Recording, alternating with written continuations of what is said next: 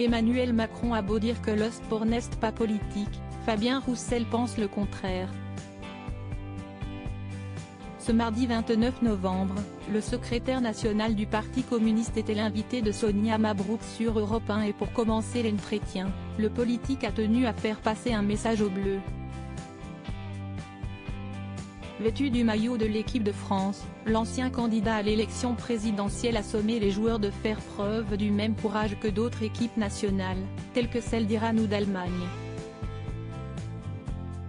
J'ai porté ce maillot pour dire à l'équipe de France que si elle le voulait, elle pourrait aller sur le terrain avec un maillot portant les valeurs de notre République, liberté, égalité, fraternité, a avancé l'élu du Nord, déçu de constater la politisation des Bleus depuis leur arrivée au Qatar.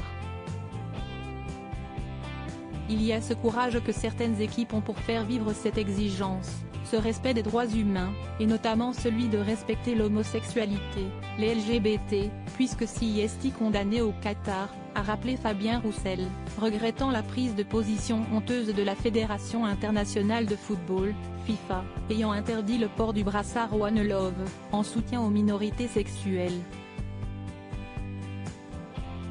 Nous pouvons nous mettre un carton rouge à la FIFA en portant ces valeurs sur le t-shirt. Pour faire résonner le mot liberté au Qatar, a suggéré le député de 53 ans. Supérieur à comme Emmanuel Macron et Kylian Mbappé, ces politiques et footballeurs ont noué des liens privilégiés. Le rétropédalage d'Hugo Lloris passe mal par cette intervention. Fabien Roussel dénonce notamment le rétropédalage du capitaine des Bleus, Hugo Lloris, qui avait d'abord annoncé qu'il porterait fièrement le brassard arc-en-ciel pendant les matchs, avant de déclarer qu'il préférait respecter la culture du pays hôte de la Coupe du Monde. Sur le sujet, bien sûr, j'ai mon opinion personnelle.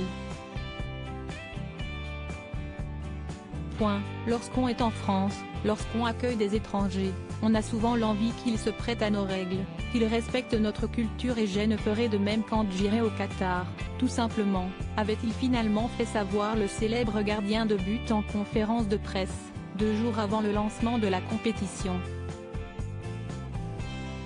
Fabien Roussel l'a pourtant souligné, plusieurs équipes étrangères ont, de manière diverse, manifesté leur soutien à la communauté LGBTQIA+, depuis le début de la Coupe du Monde.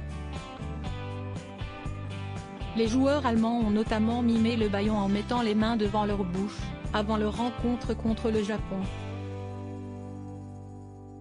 Les Iraniens, eux, ont refusé de chanter leur hymne, en signe de protestation contre leur gouvernement et de soutien aux victimes des manifestations réprimées dans leur pays. Crédit photo, capture d'écran Europe 1.